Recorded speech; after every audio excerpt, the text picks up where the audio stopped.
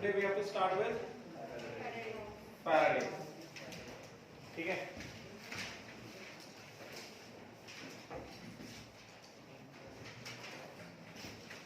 मेरे आने से पहले नेक्स्ट क्लास से बोर्ड साफ कर दिया।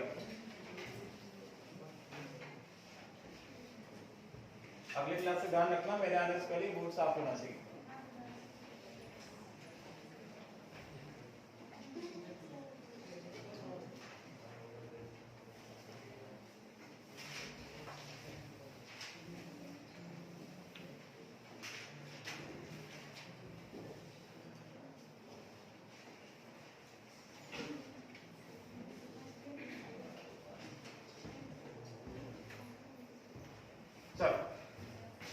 Let us start.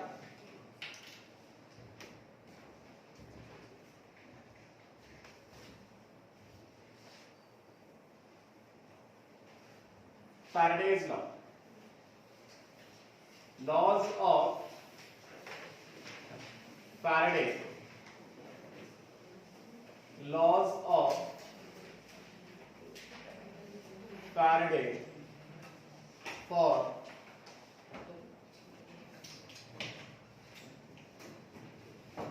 इलेक्ट्रोलिसिस।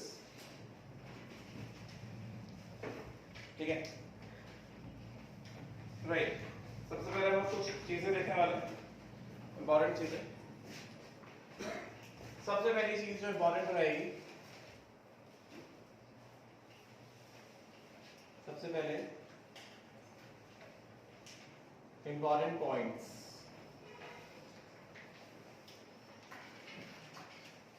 वो क्या रहेंगे इंपॉर्टेंट पॉइंट्स? सबसे पहला इंपॉर्टेंट पॉइंट जो रहेगा वो ये है कि मोल्स ऑफ इलेक्ट्रॉन, इलेक्ट्रोलिसिस में क्या होता है? इलेक्ट्रोलिसिस में हमें पता है कि सर्किट में करंट पास किया जाता है, एंड सर्किट में जो करंट पास होता है, मतलब करंट का पास होता है जब सर्किट में इलेक्ट्रॉन्स घूमते हैं। अगर सर्किट में करंट चल रहा है, मतलब सर्किट में इलेक्ट्रॉन्स चल रहे हैं ऑपोजिट डायरेक्शन। यस ना? तो क्योंकि इलेक्ट्रोलिसिस में करंट इज मूविंग, मतलब सर्किट में electrons are moving. If the current is getting passed, it means electrons are getting passed. ठीक है, right. So during electrolysis, during पहला, during electrolysis, moles of electron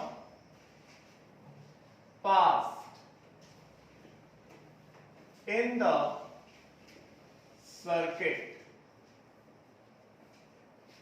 circuit में electrolysis में क्योंकि current pass होता है, मतलब इलेक्ट्रॉन्स पास होते हैं, इसका मतलब moles of electron that are passed in the circuit, this is equal to moles of electron lost at anode during oxidation. This is equal to moles of electron which are lost at anode during oxidation, which is equal to moles of electron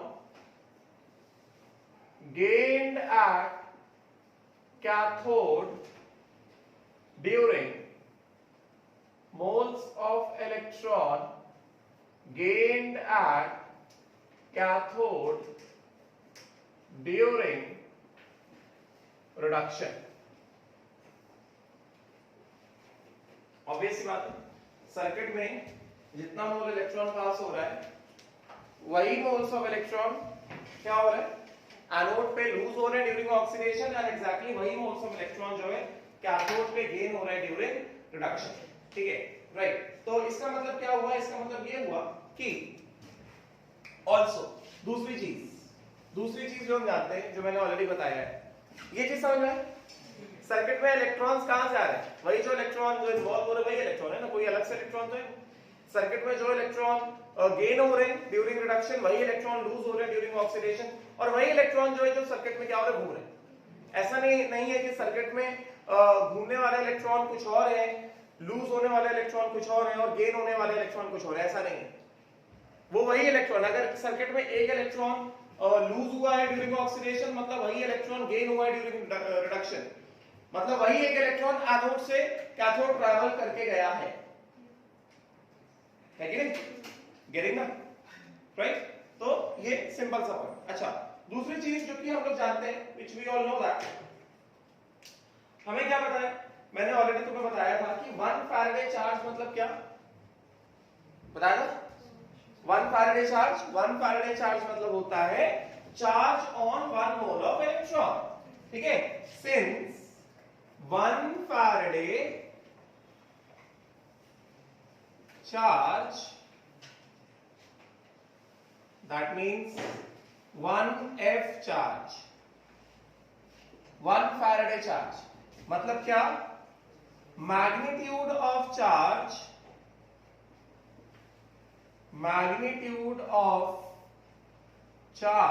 on 1 mole electron, yes? तो अगर मैंने कहा magnitude of charge on 1 mole electron मतलब क्या? Charge on 1 electron into number of electrons in 1 मोल ना? What is the charge on magnitude of charge on 1 electron? 1.602 into 10 की power -19 Coulomb's into कितना? 6.022 into 10 की पावर 23। तो अगर हम इसको पूरा मल्टीप्लाई किया, so this will come out to be कितना? 96500 coulomb.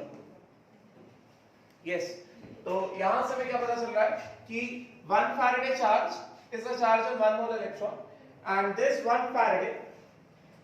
Faraday is equal to these many Coulomb's.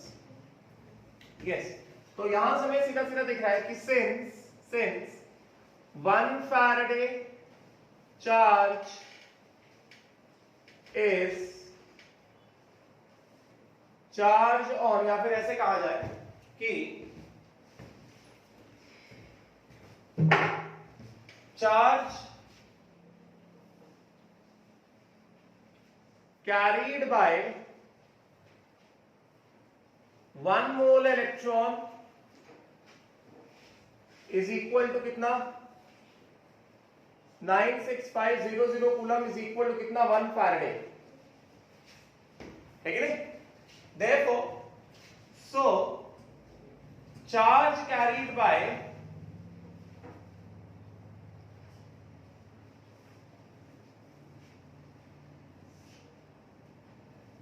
n moles of electron is equal to charge carried by n moles of electron will be equal to कितना? 1 मोल पे कितना? 96500, तो n moles पे कितना? n into 96500 coulomb which is equal to कितना? n Faraday. इसका मतलब क्या हुआ? इसका मतलब ये हुआ कि अगर सर्किट में total number of moles of electron अगर n ट्रैवल कर रहे हैं, तो इसका मतलब ये हुआ कि सर्किट में n फैराडे चार्ज घूम रहा है। Yes or not? Charge on n moles of electron is equal to n Faraday. तो अगर सर्किट में 1 मोल इलेक्ट्रॉन ट्रैवल कर रहा है मतलब सर्किट में 1 फैराडे चार्ज घूम रहा है। सर्किट में 2 मोल इलेक्ट्रॉन ट्रैवल कर रहा है मतलब सर्किट में 2 फैराडे चार्ज घूम रहा है। सर्किट में 10 मोल्स ऑफ इलेक्ट्रॉन ट्रैवल कर रहा है मतलब सर्किट में 10 फैराडे चार्ज घूम रहा है। Yes or not? Right. Therefore,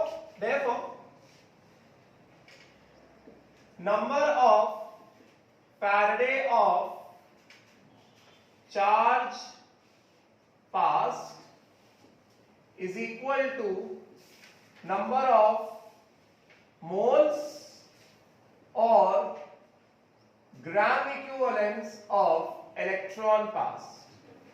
Because 1 mole of electron मतलब 1 ग्राम इक्विवेलेंट ऑफ इलेक्ट्रॉन। मैंने पहले बताया था इलेक्ट्रॉन का n फैक्टर 1 होता है, H प्लस का n फैक्टर 1 होता है, OH माइनस का n फैक्टर 1 होता है, इलेक्ट्रॉन का भी n फैक्टर 1 होता है कि नहीं? राइट। तो टोटल नंबर ऑफ F मतलब Faraday, total number of Faraday of charge pass is equal to number of moles of electron pass, है कि नहीं, which is equal to कितना,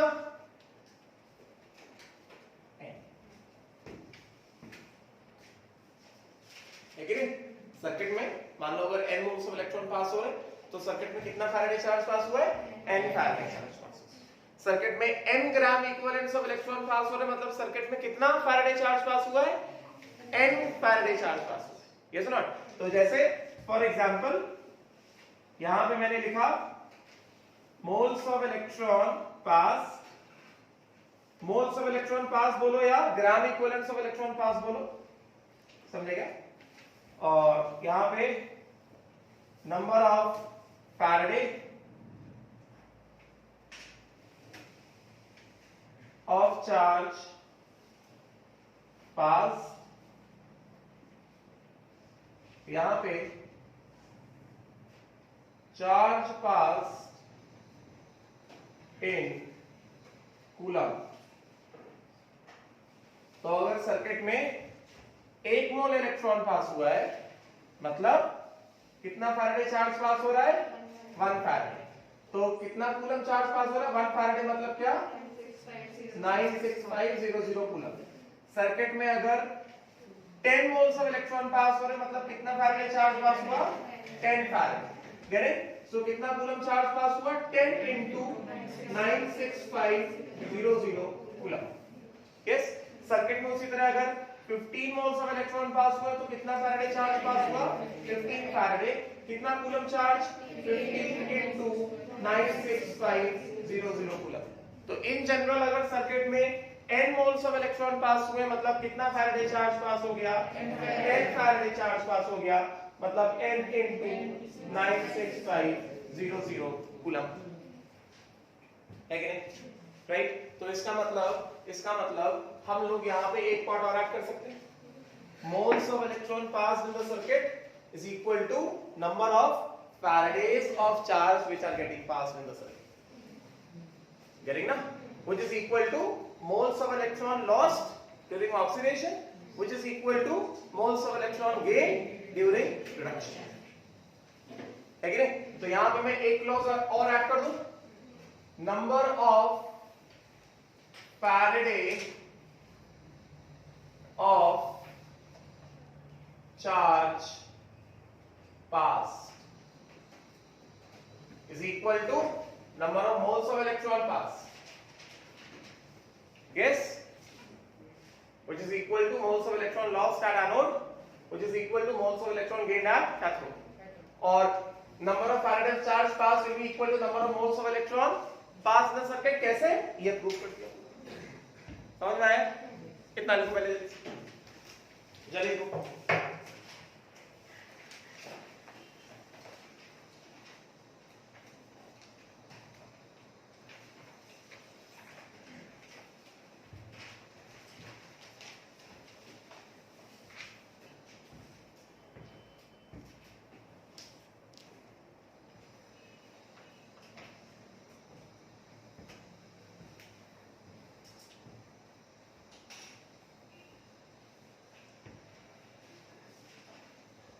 थोड़ा सा जल्दी करो please. How much still writing, जल्दी करो जल्दी करो।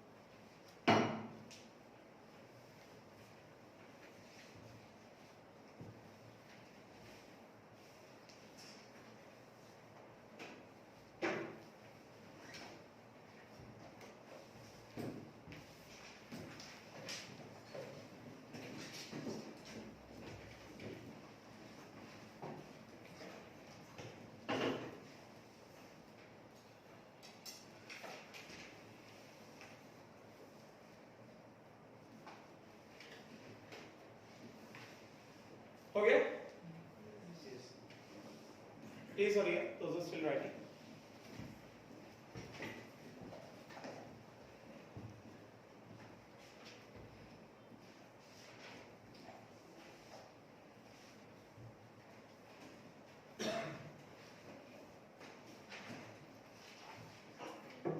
इतना समझ में आ गया? ये हटाओ इस तरफ का, इस तरफ का लिख के हो गया सबका, ठीक। चलो अब देखो थर्ड पार्ट इसका, ये ए ये बी, ठीक है। अब इसका थर्ड पार्ट, अब देखो जरा, अब सर्किट में कितना मोल ऑफ इलेक्ट्रॉन पास हो रहा है हम ये तो नहीं देख सकते ना। सर्किट में मोल्स ऑफ इलेक्ट्रॉन, कितने इलेक्ट्रॉन पास हुए ये तो नहीं देख सकते ना। सर्किट में हम क्या देख सकते हैं, सर्किट में हम ये पता कर सकते हैं कि भाई सर्किट में करंट कितना पास किया।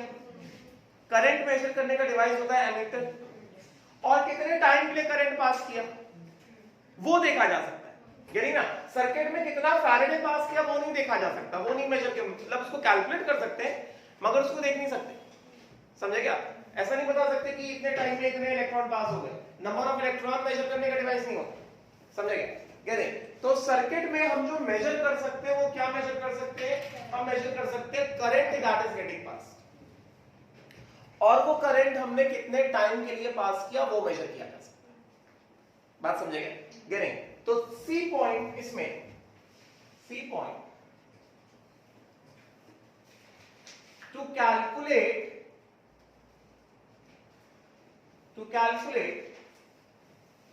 The moles of electron passed or Faraday of charge passed. F of charge passed मतलब Faraday of charge that is passed. Calculate, ठीक है। तो कैसे कैलकुलेट किया जाएगा? तो let us consider current I amperes, let us consider that current I amperes is passed through the circuit for t seconds, having percentage current efficiency, percentage current efficiency is equal to eta %। तो पहले समझो इसको, पहले हम लोग इसको समझते हैं कि परसेंटेज करंट एफिशिएंसी का क्या मतलब हुआ है कि नहीं, उसके बाद इसमें है कि कितना मोल इलेक्ट्रॉन पास हुआ या कितना फैराडे ऑफ चार्ज पास हुआ, ठीक है। अब तुम ऐसा सोचो कि परसेंटेज करंट एफिशिएंसी मतलब क्या हुआ? परसेंटेज करंट एफिशिएंसी मतलब ये हुआ कि किसी भी सर्किट से अगर करंट पास हो रहा है, जैसे इस फैन के सर्किट में करंट पास हो रहा है, तो इस फैन के सर्किट में जो करंट पास हो रहा है वो करंट क्या कर रहा है? वो करंट दो काम कर रहा है। वो एक काम जो कर रहा है वो कर रहा है useful work.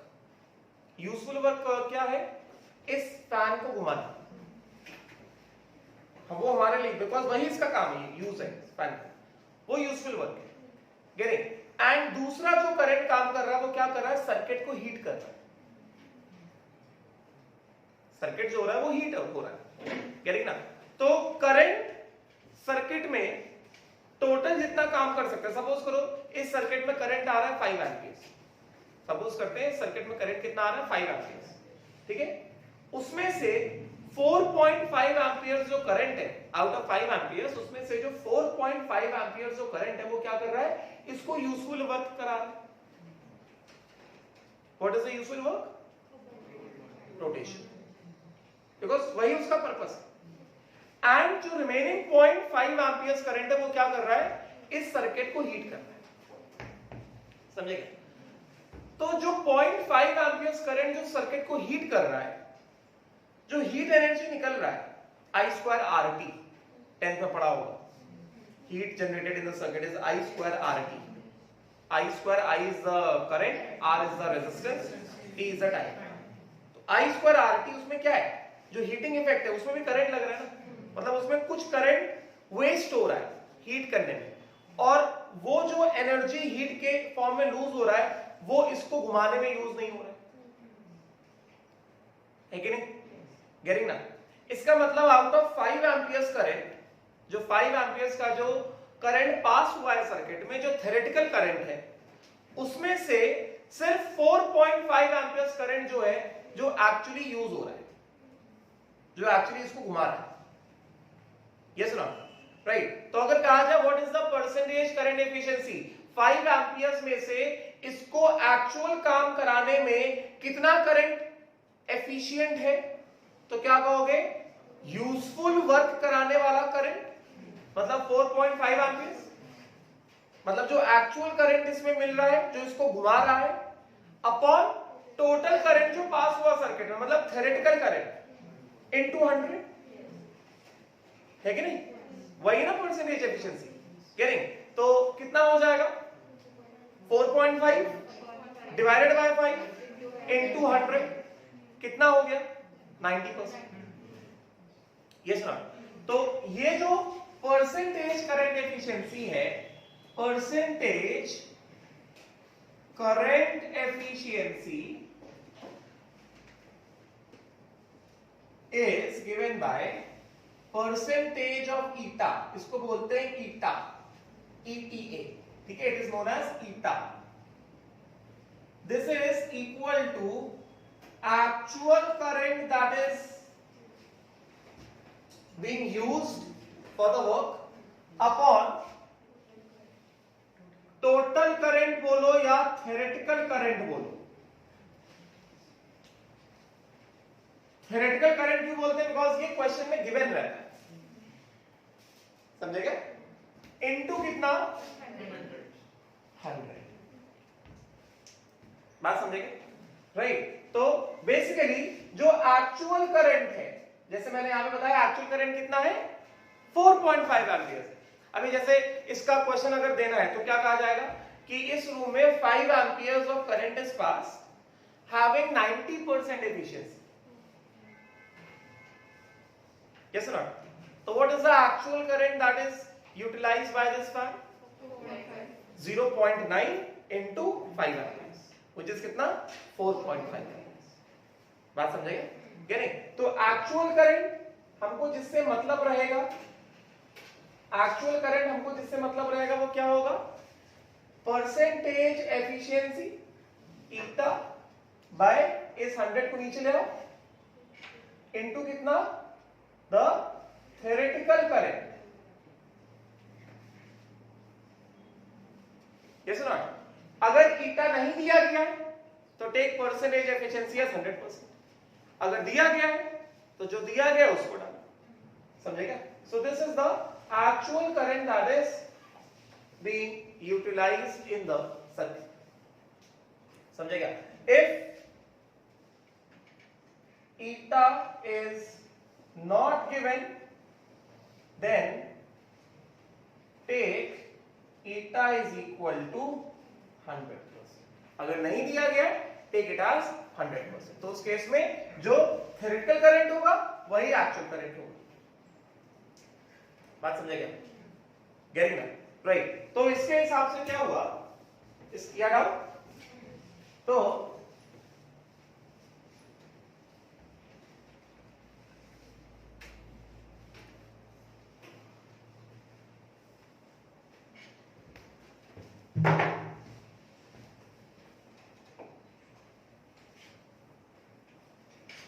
Actual charge, actual charge which is equal to, charge के लिए सिंबल होता है Q, जैसे करंट के लिए सिंबल होता है I, चार्ज के लिए सिंबल होता है Q. Q एक्चुअल पास, एक्चुअल चार्ज पास मतलब क्या, Q actual, this is given by actual current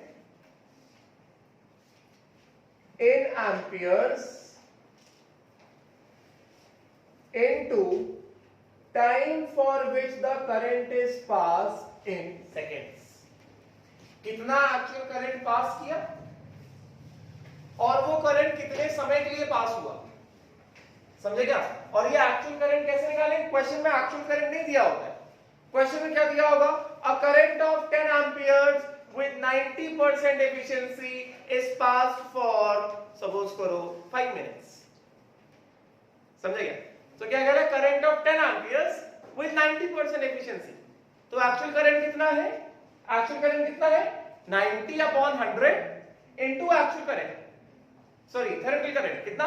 10 amperes, समझे क्या? राइट, तो हमारे पास क्या आ गया? एक्चुअल करंट आ गया, राइट? कितने टाइम के पास हुआ? 5 मिनट्स के लिए पास हुआ, तो वो 5 मिनट्स को कन्वर्ट करोगे उसमें सेकंड्स, तो 1 मिनट कितना? 60 सेकंड्स, तो 5 मिनट कितना? 5 into 60, समझे क्या? तो एक्चुअल चार्ज जो पास हुआ है, बिकॉज वही एक्चुअल चार्ज क्या करेगा? इलेक्ट्रोलिसिस कराएगा, राइट? तो एक्चुअल चार्ज जो पास हुआ है this is given by actual current pass in amperes into time in seconds, right? So Q actual charge जो पास हुआ this is given by actual current into time into कितना? 1 ampere है कि नहीं, इनटू कितना? 1 सेकेंड, करंट होगा ampere में, time होगा सेकेंड। अभी 1 एम्पियर इंटू 1 सेकेंड ये होता है, 1 एम्पियर इंटू 1 सेकेंड ये होता है कितना? 1 कूलम। 1 एम्पियर इंटू 1 सेकेंड क्या होता है? ये होता है 1 कूलम, समझे क्या? इसका मतलब क्या हुआ? जो एक्चुअल चार्ज पास हुआ है सर्किट में, जो एक्चुअल चार्ज पास हुआ है सर्किट में, कितना पास हुआ है? Actual current that is passed in the circuit into time in seconds for which it is pass, समझे क्या? कूलम। Yes, right? अच्छा, अब देखो, सिंस वी ऑल नो, यहां पे मैं लिखता हूं, since 1 Faraday is equal to कितना? 96500 कूलम। यस, तो हम ये कह सकते हैं कि 1 कूलम इज इक्वल टू कितना? 1 अपॉन 96500 फैराडे, ऐसा बोल सकते हैं। तो ये मैंने क्या लिखा? ये मैंने क्या लिखा? मैंने यहां पे लिखा कि एक्चुअल चार्ज जो पास हुआ है, एक्चुअल चार्ज जो पास हुआ है कितना? आई एक्चुअल, एक्चुअल करंट कैसे आएगा? यहां से आएगा, क्वेश्चन में क्या दिया होता है? ये दिया होता है, ठीक है? इससे हम क्या निकाल लेंगे? एक्चुअल परसेंटेज एफिशिएंसी दिया होगा, थ्योरेटिकल करंट दिया गया होगा। अगर परसेंटेज एफिशिएंसी नहीं दिया तो कितना ले लेंगे उसको? 100%, ठीक है? Right? So actual current that is, actual charge that is passed is equal to कितना? I actual current that is passed in amperes, कभी कभी मिली एम्पियर्स में दिया होता है तो उसको कन्वर्ट कर लेंगे एम्पियर्स में, ठीक है? Into time in seconds upon कितना? 96500 फैराडे।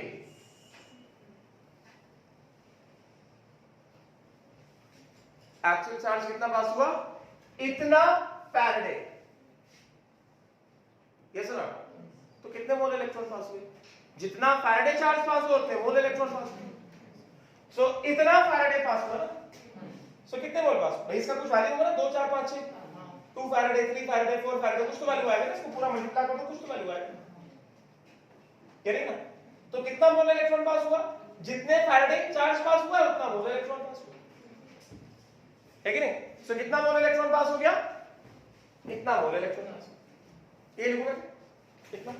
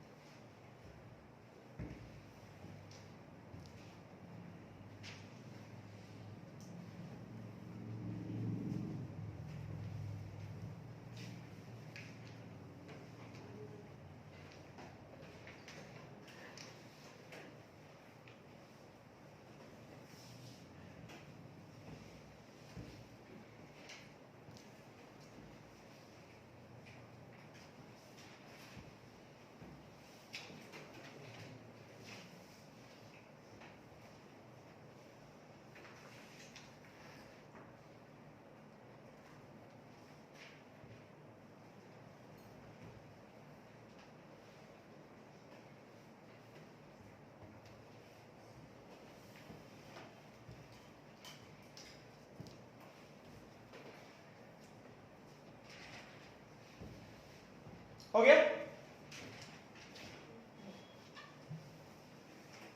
डन? क्लियर हुआ? अभी वापस आते हैं ए वाले एक्सप्रेशन में, बिकॉज हमने निकाल लिया कि number of Faradays of charge pass, therefore number of Faradays of charge passed. कितना फैराडे चार्ज पास हुआ है? Actual current that is passed into time upon 96500.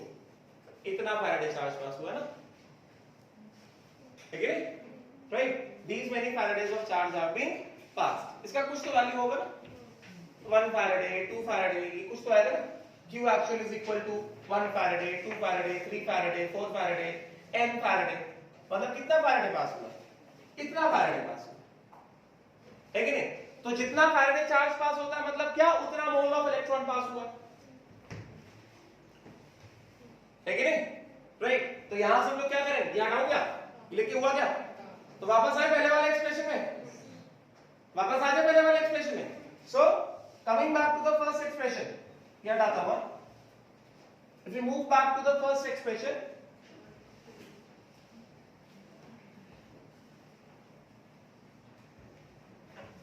therefore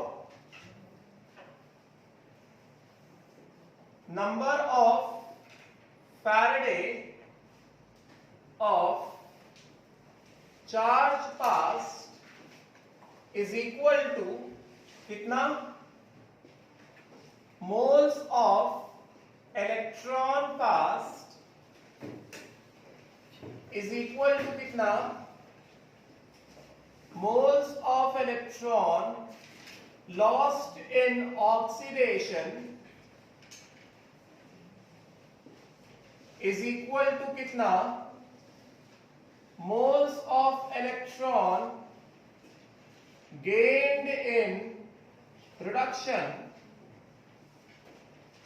yes, which is equal to कितना? actual current that is passed into time upon 96500. तो question में क्या दिया जाता है? क्वेश्चन में हमें दिया जाएगा कितना एम्पियर करंट पास किया, उसका परसेंटेज एफिशिएंसी कितना है, समझे क्या? तो कितना एम्पियर करंट पास किया और उसका परसेंटेज एफिशिएंसी कितना, उससे क्या आ जाएगा? ये एक्चुअल आ जाएगा. कितने टाइम के लिए पास किया, टाइम दिया होगा कुछ आवर्स में, मिनट्स में, उसको कन्वर्ट करो किसमें? सेकंड्स में. गेटिंग ना? यहां पे I is in amperes, time t is in seconds. Getting? तो I into t, actual current into time in seconds upon 96500 किया तो क्या आ गया? कितना फैराडे चार्ज पास किया, और जितना फैराडे चार्ज पास किया उतने टाइम में उतने मोल इलेक्ट्रॉन एनोड पे लूज हो रहे हैं और उतने ही मोल इलेक्ट्रॉन कैथोड पे गेन हो रहे हैं उतने पर्टिकुलर टाइम में, है कि नहीं? यहां तक समझ में आएगा? यहां तक किसी को डाउट है? नहीं ना? तो अभी से ध्यान कर लो कि जब कभी भी हमें इलेक्ट्रोलिसिस का क्वेश्चन आएगा, सॉल्विंग वाला क्वेश्चन आएगा, एग्जांपल वाला, जैसे अभी तक तो एग्जांपल करे तो वाला क्वेश्चन है वो तो सिंपल है. सॉल्विंग वाला जब भी क्वेश्चन आएगा हमको शुरुआत यहीं से करनी है. सवाल में दिया होगा IT, करंट और टाइम दिया होगा, उसको कैसे पढ़ना है? इतना करंट इतने टाइम के लिए. तो वहां से हमें सबसे पहले हमारा दिमाग किधर जाना चाहिए? हमारा दिमाग सबसे पहले जाना चाहिए, अच्छा इतना करंट है, इतना टाइम है, तो इसका मतलब कितना फैराडे निकला, कितना फैराडे चार्ज पास हुआ. जितना फैराडे, कितना फैराडे चार्ज पास हुआ? I into t upon 96500. इतना फैराडे चार्ज पास हुआ मतलब इतना मोल इलेक्ट्रॉन पूरे सर्किट में घूम रहा है, मतलब इतना मोल इलेक्ट्रॉन एनोड पे लूज हो रहा है और इतना मोल इलेक्ट्रॉन कैथोड पे गेन हो रहा है. कितने टाइम में? t second.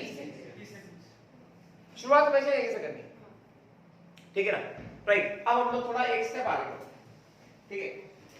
अब मैंने तुमको लॉ ऑफ इक्विवेलेंस पढ़ाया था. लॉ ऑफ इक्विवेलेंस क्या था? लॉ ऑफ इक्विवेलेंस था moles of electron lost is equal to moles of electron gain, and moles of electron lost is equal to कितना? Gram equivalence of substance undergoing oxidation. Moles of electron gain is equal to कितना, gram equivalent of substance undergoing reduction. Yes not. अब हम लोग क्या करेंगे, ये जो हमने लिखा है अब हम लोग इसको पूरा एक्सपैंड करेंगे और एक्चुअल फैराडेज लॉ हमारे सामने आएगा। समझ गए? राइट, हटाओ मतलब, ठीक है। तो देखो जरा,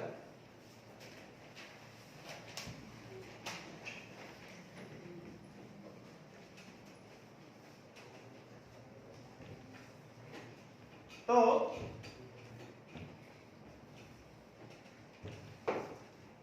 अब आया D point, expanded form of Faraday law। Law of equivalence use होगा इसमें, तभी उस समय जब मैं पढ़ा रहा था मैंने बहुत डिटेल में बताया था expanded form of Faraday's law. तो expanded form of Faraday's law क्या है, नंबर ऑफ, ध्यान देना अभी, Faraday pass yes or not, is equal to कितना, moles of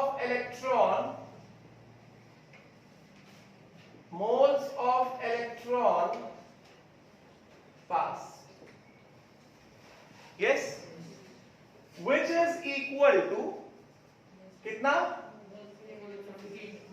moles of electron lost in oxidation, है कि नहीं? Moles of electron lost in oxidation is equal to कितना, gram equivalence of substance oxidise, है कि नहीं, which is equal to summation of gram equivalence of all oxidation products. ये बात बताई थी, क्वेश्चन भी दिया था, इसका इलस्ट्रेशन भी दिया था। जिसका ऑक्सीडेशन हो रहा है उसका gram equivalent is equal to जितने भी ऑक्सीडेशन प्रोडक्ट्स आए सबके ग्राम इक्विवेलेंट्स को ऐड करो, yes not, right. This is equal to कितना, moles of electron gained in reduction, yes, and this is equal to कितना, gram equivalents of substance reduced, which is equal to summation of gram equivalents of all reduction products। reduction of reaction में जितने भी reduction products आए उन सब के gram equivalents को add करोगे, that will be equal to moles of electron gained in reduction, which will be equal to gram equivalents of the substance which is reduced, which is equal to कितना, I actual into time upon 96500। समझेगा बात, समझेगा। अब देखो सवाल कैसे बनता है, पहले मेरी बात को सुनो। हमने इलेक्ट्रोलिसिस में बहुत सारे एग्जांपल्स किए, हम लोग एक सिंपल सा एग्जांपल पकड़ते हैं, electrolysis of aqueous NaCl। Electrolysis of aqueous NaCl किया तो उसमें क्या था, Na++Cl- using platinum electrode, and क्योंकि aqueous है तो वाटर भी है H+ और OH-। एनायंस कौन से, OH- और Cl-। यस, Cl- और OH- दोनों जाएंगे कहां पे, एनोड पे। एनोड पे क्या होगा, कंपटीशन होगा कि पहले कौन ऑक्सीडाइज होगा, और क्योंकि हमने प्लैटिनम इलेक्ट्रोड लिया है तो यहाँ पे प्लैटिनम कॉम्पीट नहीं करेगा, तो कंपटीशन किसके बीच में हो रहा है, Cl- और OH- के बीच में, यस नॉट। तो Cl- और OH- में कौन पहले ऑक्सीडाइज होगा, Cl- और OH- में पहले ऑक्सीडेशन होता है Cl-, yes not. This is not based on oxidation potential, this is based on lower discharge potential, मैंने बताया। तो पहले ऑक्सीडेशन होगा Cl- में, और क्लोरीन गैस इवॉल्व होगा कहां पे, एनोड पे। ऑक्सीडेशन ऑफ रिएक्शन क्या होगा, 2Cl- gives Cl2 + 2 इलेक्ट्रॉन। बात को सुनते रहना ध्यान से। क्लोरीन गैस इवॉल्व होगा कहां पे, एनोड, और OH- जो है सॉल्यूशन के अंदर चला जाएगा, है कि नहीं। उसी तरह कैटायंस कौन से, H+ और Na+। Cations will move towards cathode. Cathode किसका बना है, प्लैटिनम का बना है। प्लैटिनम कैसा है, इनर्ट है, सो इनर्ट कैथोड पे डिसाइडिंग फैक्टर क्या होता है? E not reduction. Getting? So H+ और सोडियम में किसका ई नॉट रिडक्शन ज्यादा है? H+ का ज्यादा है। गेटिंग? सो कैथोड पे रिडक्शन किसका होगा? 2H+ plus 2 electron gives H2 और Na+ कहां आ जाएगा? सॉल्यूशन में आ जाएगा। इसका मतलब क्या हुआ? सीधा इसका मतलब हुआ कि एनोड पे Cl- का ऑक्सीडेशन और क्लोरीन क्या है? Cl2 क्या है? ऑक्सीडेशन प्रोडक्ट है। और कैथोड पे H+ का रिडक्शन हो रहा है, मतलब H2 क्या है? रिडक्शन प्रोडक्ट है। अब देखो सवाल कैसे बनेगा। सवाल बनेगा कि ड्यूरिंग इलेक्ट्रोलिसिस ऑफ, ये समझ में आया? ये तो हम लोग किया हुआ है। सवाल कैसे बनेगा मैं करवाता हूं, पहले सुनो। क्वेश्चन बनेगा during electrolysis of aqueous NaCl, suppose करो current of 10 amperes is passed for 10 minutes, ठीक है? परसेंटेज एफिशिएंसी नहीं दिया गया, तो परसेंटेज एफिशिएंसी कितना ले लोगे? 100%। 10 amperes of current is passed for 10 minutes, right? Calculate the volume of gases evolved at STP. सीधा क्या दिया? बस 10 amperes of current is passed for 10 minutes और सीधा calculate the volume of gases evolved, total volume of gases evolved। तो किसका electrolysis हो रहा है? NaCl का इलेक्ट्रोलिसिस हो रहा है, yes or not? तो करंट मैंने क्या बताया, जब कभी भी इलेक्ट्रोलिसिस का क्वेश्चन आएगा क्वांटिटेटिव वाला, मतलब कैलकुलेशन वाला पार्ट, तो हमें शुरुआत कहां से करनी है? Number of Faraday of charge pass is equal to I into T upon 96500। इतना फैराडे चार्ज मतलब इतना मोल इलेक्ट्रॉन पास हुआ, मतलब इतना मोल इलेक्ट्रॉन एनोड पे लूज हुआ है, यस? मतलब इतना ग्राम इक्विवेलेंट ऑक्सीडाइज हुआ है, मतलब इतना ग्राम इक्विवेलेंट ऑक्सीडेशन प्रोडक्ट है। तो ऑक्सीडेशन प्रोडक्ट क्या है? क्लोरीन है। तो gram equivalent of chlorine is equal to कितना? I into T upon 96500। Gram equivalent is equal to कितना? n factor into moles. Chlorine का n फैक्टर कितना? 2। तो I into T upon 96500 निकाल लेंगे। Gram equivalent of chlorine is equal to n factor 2 into moles, है कि नहीं? उससे क्या आ जाएगा? मोल्स ऑफ क्लोरीन आ जाएगा, यस? एक बार मोल्स ऑफ क्लोरीन आ गया तो सीधा सीधा volume of chlorine is equal to moles of chlorine into molar volume eight SPP from mole triangle. SPP में मोलर वॉल्यूम कितना हो रहा है? 22.4 लीटर होता है। तो जितना मोल ऑफ क्लोरीन आ रहा है इनटू 22.4 लीटर्स कर देंगे, क्या आ जाएगा? Volume of chlorine. बात समझेगा? है कि नहीं? क्लियर? उसी तरह से जितना फैराडे, कितना फैराडे चार्ज पास हुआ? I into T upon 96500। मतलब इतना फैराडे चार्ज, मतलब इतना मोल इलेक्ट्रॉन कैथोड पे गेन हुआ है। मतलब अगर इतना मोल इलेक्ट्रॉन कैथोड पे गेन हुआ है, मतलब क्या? इतना ग्राम इक्विवेलेंट कैथोड पे रिड्यूस हुआ है, मतलब इतना ग्राम इक्विवेलेंट रिडक्शन प्रोडक्ट है। Moles of electron gain in reduction is equal to gram equivalent of the substance reduced is equal to gram equivalence of the reduction product। reduction product कितना है? Hydrogen. तो gram equivalent of hydrogen कितना?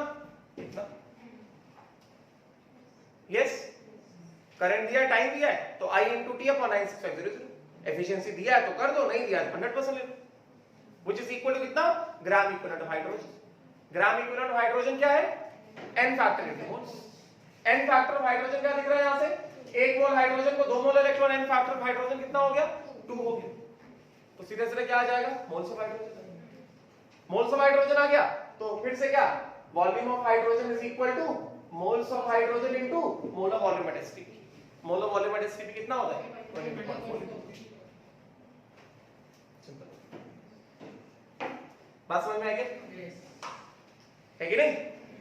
Right. तो electrolysis का quantitative वाला सवाल जब भी आएगा, हमको शुरुआत हमेशा कहां से करनी? शुरुआत हमको यहां से करनी। Number of Faraday pass is equal to I into T upon 96500 is equal to moles of electron pass is equal to moles of electron loss during oxidation।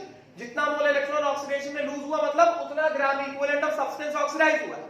मतलब कुल मिलाकर के जितने भी ऑक्सीडेशन प्रोडक्ट है उन सबके ग्राम इक्विवेलेंट्स को ऐड कर दोगे तो कितना आएगा, इतना आएगा. Yes, which will be equal to moles of electron gain during reduction. जितना मोल ऑफ इलेक्ट्रॉन रिडक्शन के समय गेन हुआ मतलब उतना gram equivalent of substance reduce हुआ है. और जितने भी रिडक्शन प्रोडक्ट है सबके ग्राम इक्विवेलेंट्स को ऐड कर दोगे तो कितना आएगा, ये आएगा. और कुछ नहीं. यही जो इक्वेशन है यही फैराडेज लॉ है. एक्चुअल फैराडेज लॉ यही है और पेपर में जो क्वेश्चन आता है वो इसी इक्वेशन से सॉल्व होता है. अभी किताब में जो इक्वेशन लिखा रहता है, किताब में जो फैराडे लॉ 1 फैराडे लॉ 2 लिखा रहता है, मैं वो भी करवा दूंगा. वो फैराडे लॉ 1 फैराडे लॉ 2 जो वो यहीं से आया, मगर किताब में ये नहीं लिखते हैं. किताब में फॉर्मूला बनाने के लिए लिख देते हैं W is equal to ZIT. बस वो एक फॉर्मूला होता है. W is equal to ZIT अगर तुमने रट्टा मान लिया तो तुम एग्जाम का एक भी क्वेश्चन सॉल्व नहीं कर सकते. तभी मैंने शुरुआत W is equal to ZIT से नहीं करी. पहले ये समझो और इसी से फॉर्मूला आ जाएगा जो भी किताबों में लिखा रहता है W is equal to ZIT. मैं बताऊंगा वो क्या होता है. ये बेसिक. इस बार ये जो नीट में जो इलेक्ट्रोलिसिस का क्वेश्चन आया है वो इसी इक्वेशन से सॉल्व हुआ है. जो लोग W is equal to ZIT रट्टा मारे तो उनको कुछ नहीं हुआ, 4 में 0 मिला हुआ. और जो लोग इसको समझ लिए थे 4 में 4 5 मिले.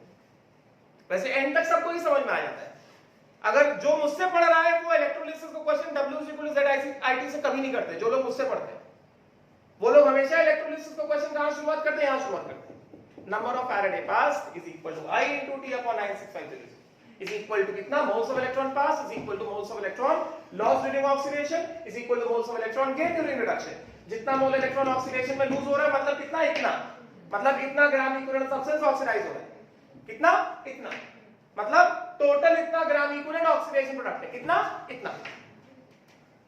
है कि नहीं. मतलब टोटल इतना ग्राम इक्विवेलेंट सब्सटेंस रिड्यूस हो रहा है. कितना, this much. And total gram equivalent reduction product कितना है. बस यही एक एक्सप्रेशन याद करना, I into T upon 9650 और ये सारे टर्म्स. ये समझ में आ गया तो फैराडेज के जो दो लॉ हैं, फैराडे लॉ 1 फैराडे लॉ 2, वो बहुत आसान है. कैसा भी क्वेश्चन आ जाएगा सॉल्व कर लोगे. बट अगर ये नहीं समझोगे, नेक्स्ट क्लास में जो मैं रट्टा वाली चीज बताऊंगा, W is equal to ZIT Faraday law 1, V is equal to ZIT Faraday law 2, तो अगर ये नहीं समझा तो बस सीधा सीधा क्वेश्चन सॉल्व होगा. how much mass is deposited when current of this much is passed for this much time and electrochemical equivalent Z is given this. अगर सीधा सीधा क्वेश्चन आएगा तभी सॉल्व होगा. घुमा फिरा के क्वेश्चन पूछ लो तो फिर सॉल्व नहीं होगा. समझेगा. एक और तरीका जो सवाल पूछा जा सकता है. किस तरीके से सवाल पूछा जा सकता है, यही वाला क्वेश्चन लेते हैं. लो एग्जांपल लेते हैं. Electrolysis of aqueous NaCl. Electrolysis of aqueous NaCl है. समझेगा. राइट. अभी सवाल में तुमको घुमा दिया गया. सवाल में कहा गया है कि at STP कि ये जो इलेक्ट्रोलिसिस ऑफ एक्वस NaCl हो रहा है, at STP volume of hydrogen gas obtained is, at STP volume of hydrogen gas obtained is 44.2 liters during electrolysis. है कि नहीं. राइट.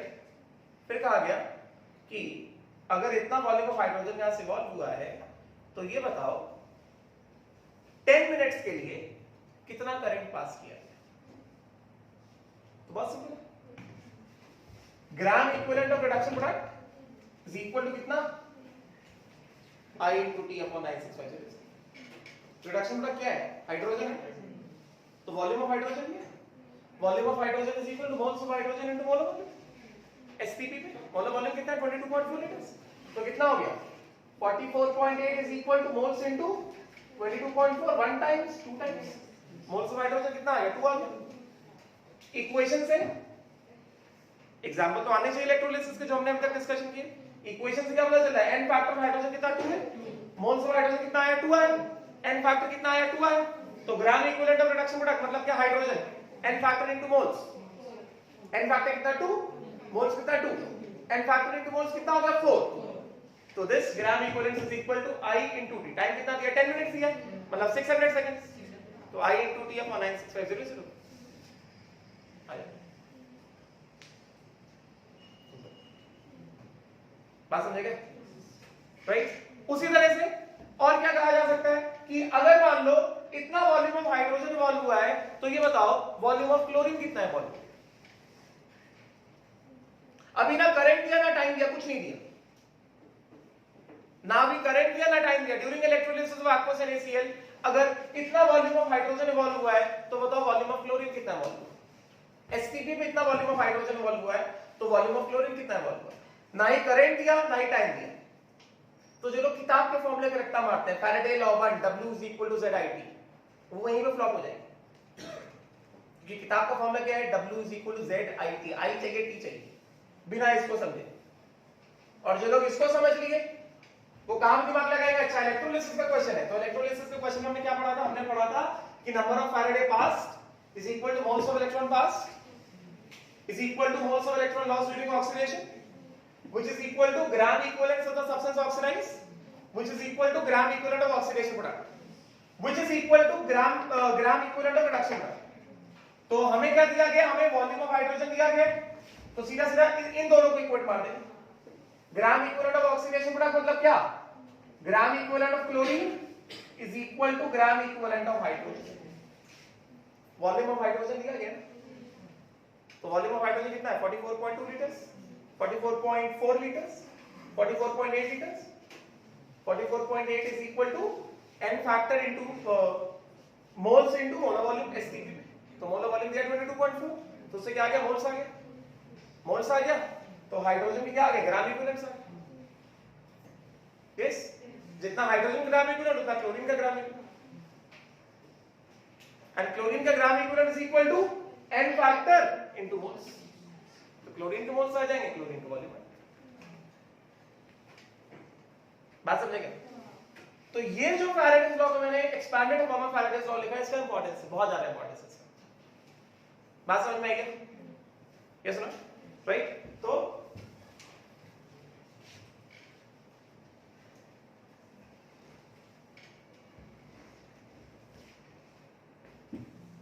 ये देखो जल्दी से, क्लियर हुआ?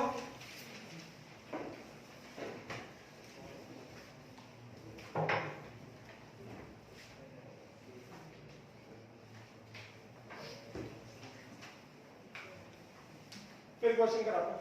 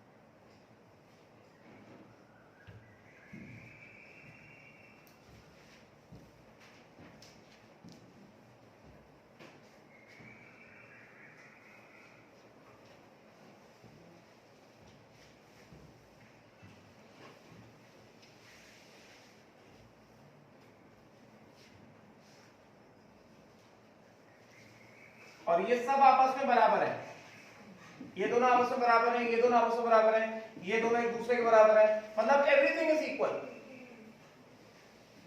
समझे क्या? है कि नहीं?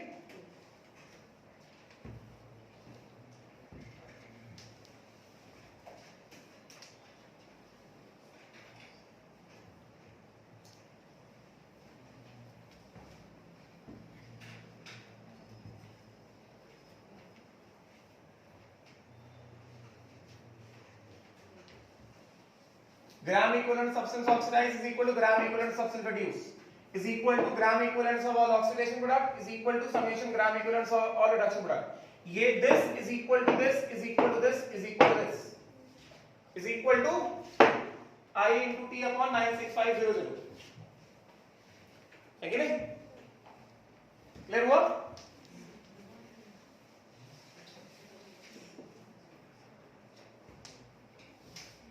हो गया?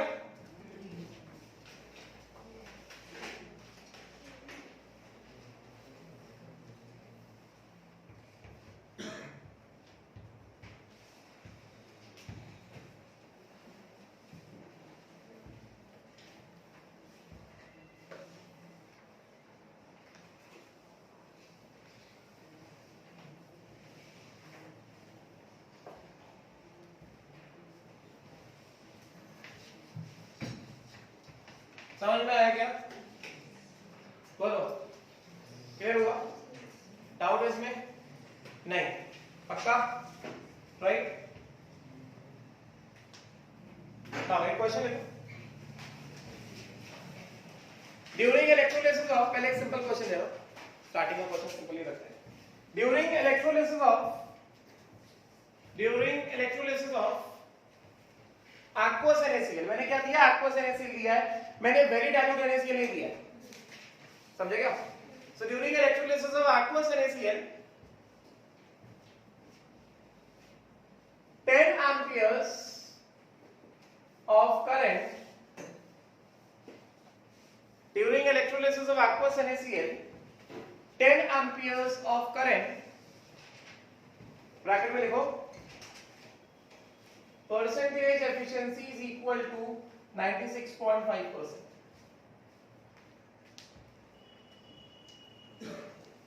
10 amperes of current, bracket में लिखो, percentage efficiency is equal to 96.5%, is passed for 10 minutes. Is passed for 10 minutes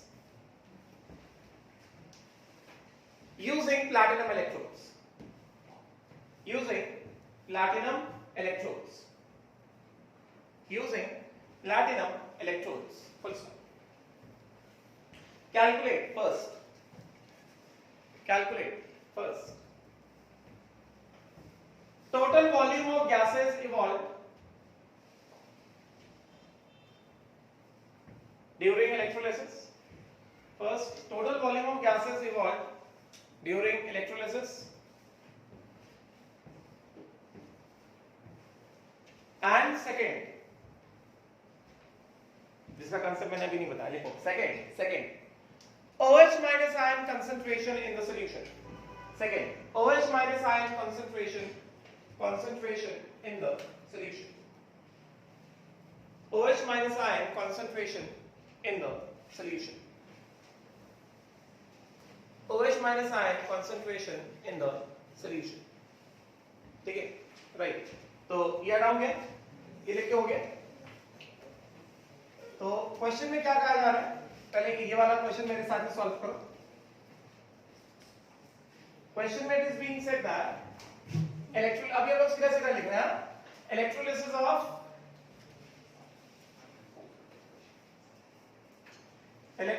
of aqueous NaCl using platinum electrodes. Electrolysis of aqueous NaCl using platinum electrodes. तो जब इलेक्ट्रोलिसिस होगा तो NaCl aqueous क्या देगा?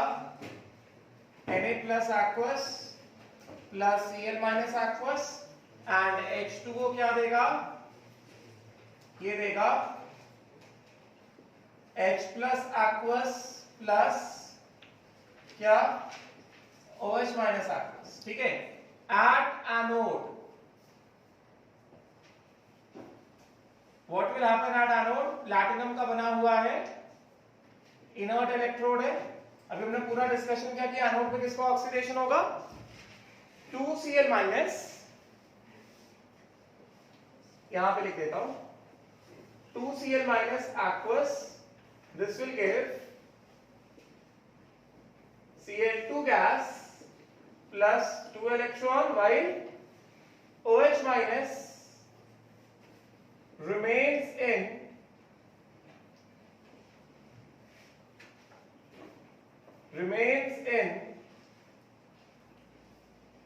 solution, है कि नहीं? राइट? एनोड पे क्लोरीन गैस इवॉल्व हो गया। उसी तरह से एट कैथोड किसका बना हुआ है? प्लैटिनम का बना हुआ है। तो यहां पे क्या हो जाएगा? हमें पता है H+ का ये होगा रिडक्शन, पूरा एक्सप्लेनेशन हम लोग एग्जांपल में देख चुके हैं। सो 2H+ बार बार यहां पे लिखने का जरूरत नहीं है। 2H+ plus 2 electron gives H2 gas, hydrogen gas is evolved at cathode, while Na plus ion remains in solution. समझे क्या? राइट? तो यहां पे सीधा सीधा क्या किया जाएगा?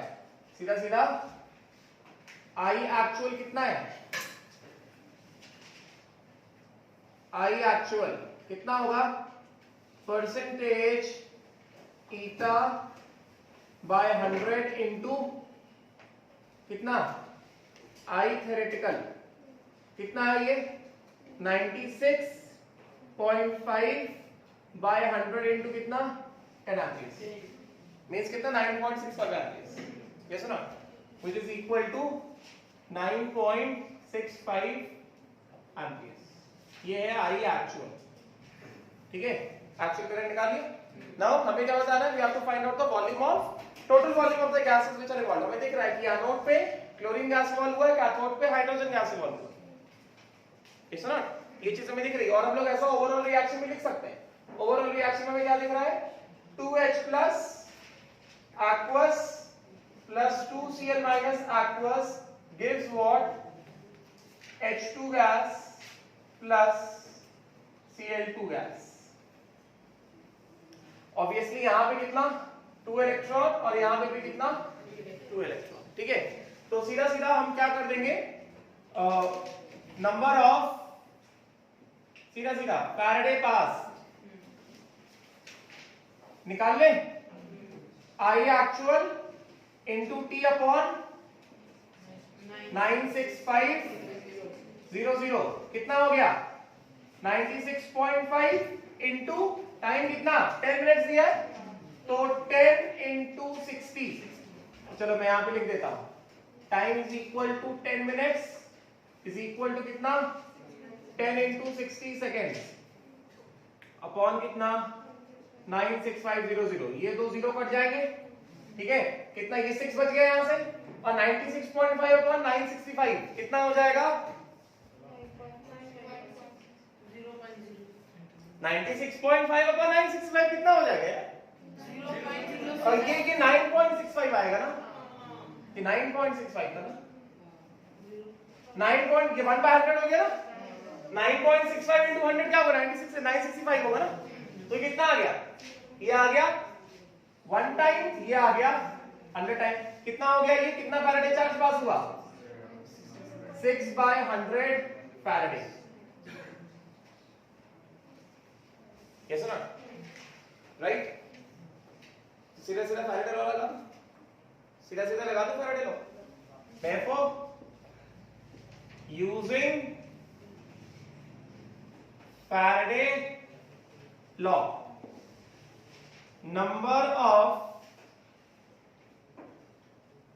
Faraday passed, because हमको पूछा जा रहा है कि कितना वॉल्यूम ऑफ गैसेस इवॉल्व हुआ है, तो मैं पूरा इक्वेशन नहीं लिख रहा हूं, मैं सीधा सीधा क्या लिखूं, which is equal to gram equivalence of chlorine gas evolve. Chlorine क्या ऑक्सीडेशन प्रोडक्ट है ना यार, क्लोरीन क्या है, ये क्लोरीन क्या है, दिस इज ऑक्सीडेशन प्रोडक्ट ना, और ये हाइड्रोजन क्या है, दिस इज रिडक्शन प्रोडक्ट है ना, लिख सकते हैं कि नहीं लिख सकते, यस। तो ये कितना हो गया, कितना फैराडे अपन पास किए, कितना फैराडे हमने पास किया 6/100 है कि नहीं, which is equal to कितना ग्राम इक्विवेलेंस ऑफ क्लोरीन, कितना हो गया n factor into moles of chlorine, समझे क्या, n फैक्टर कितना हो गया, क्लोरीन का n फैक्टर कितना है, यहां से देख के बताओ, n फैक्टर ऑफ क्लोरीन 2, जराज कैसा आया 2, जराज नाम है कैसे आया, क्लोरीन का n फैक्टर 2 कैसे आया, तो बताओ 2 कैसे आया, बिकॉज 1 मोल ऑफ क्लोरीन को 2 मोल्स ऑफ इलेक्ट्रॉन, ठीक है। एन फैक्टर क्या होता है, number of moles of electron lost to gain by 1 mole of the substance, तो 1 मोल ऑफ क्लोरीन को 2 मोल्स ऑफ इलेक्ट्रॉन, मतलब एन फैक्टर कितना हो गया 2। अगर नहीं पढ़े हो तो बहुत तकलीफ आएगी। मैं तुम लोगों को 15 सितंबर से मैंने 11th में मेरी एंट्री हुई थी एटॉमिक स्ट्रक्चर से, कितने लोग पढ़े उस एटॉमिक स्ट्रक्चर जो लोग आर और एस बैच में थे, MN पहले MN था, और मतलब आखिरी वाले जो नीट के बैचेस थे, कितने लोग पढ़े थे एटॉमिक स्ट्रक्चर, मैंने बोहर तक पूरा पढ़ाया था, मुझसे कितने लोग पढ़े एटॉमिक स्ट्रक्चर 15 सितंबर से जो क्लास स्टार्ट हुआ था, अच्छा तुम लोग में से कोई नहीं पढ़ा, कुछ लोग पढ़े 1 और हर्ष तू भी पढ़ा केमिस्ट्री टर्म्स नहीं? एक कुछ लोग पढ़े। उसके बाद अक्टूबर में हमने स्टार्ट कर दिया था रिडॉक्स 20 अक्टूबर से, फिर सब लोग आ गए थे। तो अगर 20 अक्टूबर से आप लोग कुछ नहीं पढ़े हो तो फिर क्या ही कर सकते हैं। अक्टूबर की चीज जो पढ़ाई है उसका चीजें जो होती है कनेक्टेड होती ना, वो एक सीक्वेंस ऑफ फ्लो चलता है ना। हाँ तो कितना हो गया? n फैक्टर ऑफ क्लोरीन कितना हो गया? 2 हो गया ना। तो this becomes equal to moles of chlorine कितना आ गया? This is equal to 2 into moles of chlorine. तो मोल्स ऑफ क्लोरीन यहां पे कितना आ गया? कितना आ गया? 3/100। Moles of chlorine comes out to be कितना? 3/100। एक बार मोल्स ऑफ हमें क्या चाहिए? मैंने क्वेश्चन क्या लिखा है? Calculate the volume of gases involved at STP. क्या एसटीपी लिखा है क्या? नहीं लिखा है तो लिखो।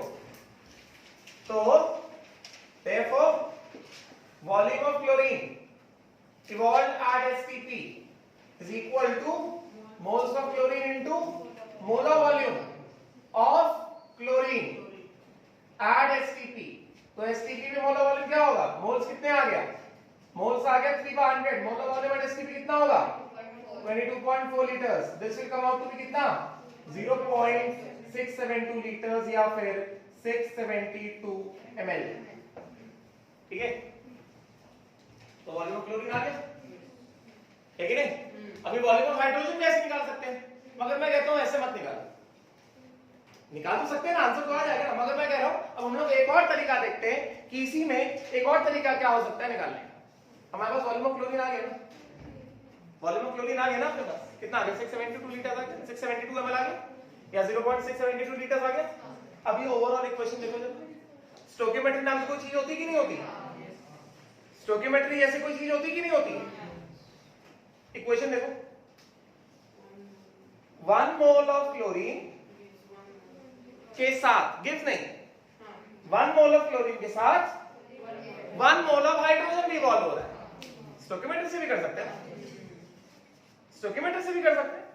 1 मोल ऑफ क्लोरीन के साथ इक्वेशन बैलेंस होना चाहिए। ये ओवरऑल रिडॉक्स रिएक्शन है, इक्वेशन शुड बी बैलेंस। अगर तुम इक्वेशन बैलेंस नहीं कर रहे तो फिर तुम यही फैराडेज लॉ से करो। अगर तुमको इक्वेशन बैलेंस करना नहीं आ रहा है या फिर नहीं किया है, तुमने सिर्फ n फैक्टर निकाल के छोड़ दिया, अगर तुमने इक्वेशन बैलेंस नहीं किया है तो फिर तुम स्टोइकियोमेट्री पे मत आओ, सीधा फैराडेज लॉ से करो। फैराडे लॉ से कैसे करोगे? Number of Faraday pass is equal to gram equivalent of hydrogen. Gram equivalent of hydrogen is equal to n factor into moles of hydrogen.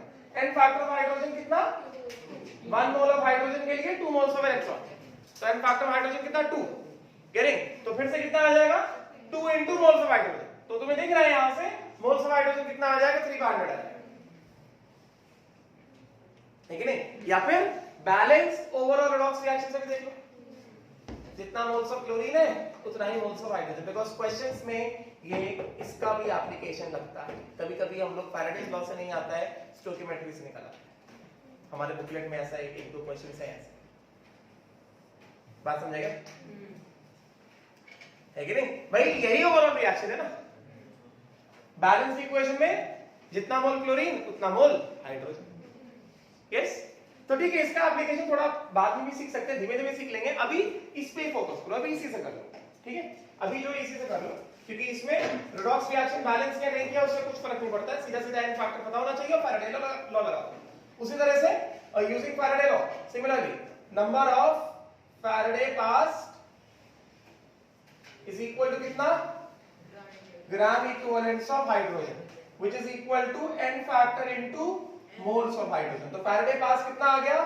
6/100 is equal to n factor कितना? 2 into moles of hydrogen, which implies moles of hydrogen is equal to कितना? 3/100। तो फिर volume of hydrogen कितना हो गया? Moles of hydrogen into molar volume of hydrogen at STP. समझे क्या? तो कितना आ गया मोल्स ऑफ हाइड्रोजन अपने पास? 3/100 इनटू एसटीपी में कितना? 22.4 लीटर्स, व्हिच इज 0.672 लीटर्स और 672 ml। है कि नहीं? जल्दी करो। तो टोटल वॉल्यूम ऑफ गैसेस कितना आ जाएगा? Volume of hydrogen evolve plus volume of chlorine evolve. कितना हो गया 672 ml प्लस 672 ml 1344 ml या फिर 1.344 लीटर। समझ में आया? चलिए इसको हो गया, तो यहां पे लिख लो total volume of gases evolved is equal to volume of chlorine plus volume of hydrogen 0.672 plus 0.672 which is equal to 1.344 liters।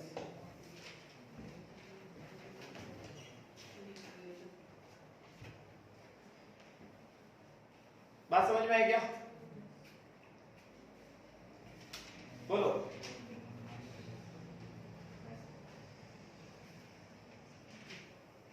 Clear हुआ? डाउट है? नहीं। अब खत्म करने से पहले बस लास्ट चीज, सेकंड पार्ट क्या, विच इज वेरी इंपॉर्टेंट। हाँ, OH minus ion concentration. Question में लिख लो volume of solution is equal to 1 litre. Question में लिख लो take volume of solution is equal to 1 litre. Question में लिख लो take volume of solution is equal to 1 litre.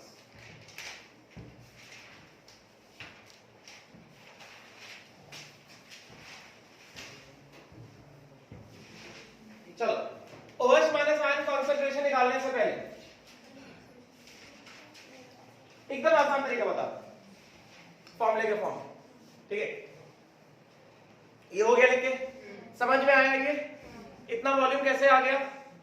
बोलो, डाउट है किसी को इसमें? नहीं? पक्का? ठीक, चलो खत्म करने से पहले एक और चीज,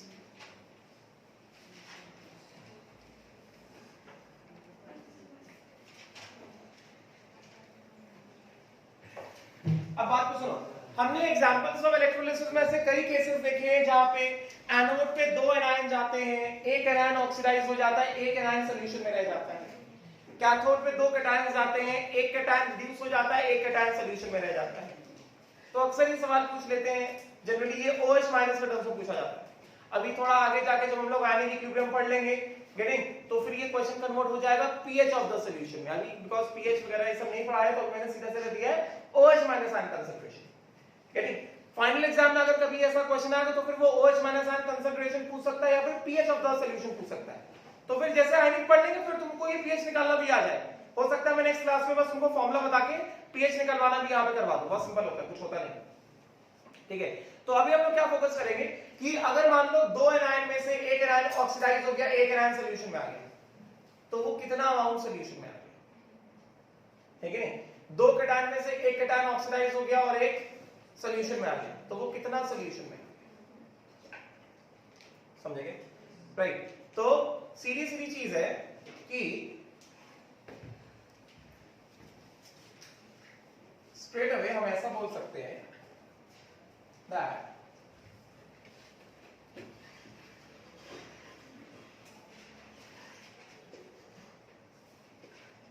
ग्राम इक्विवेलेंस, ठीक है, इसको मैं नेक्स्ट क्लास में बताऊं, नेक्स्ट क्लास।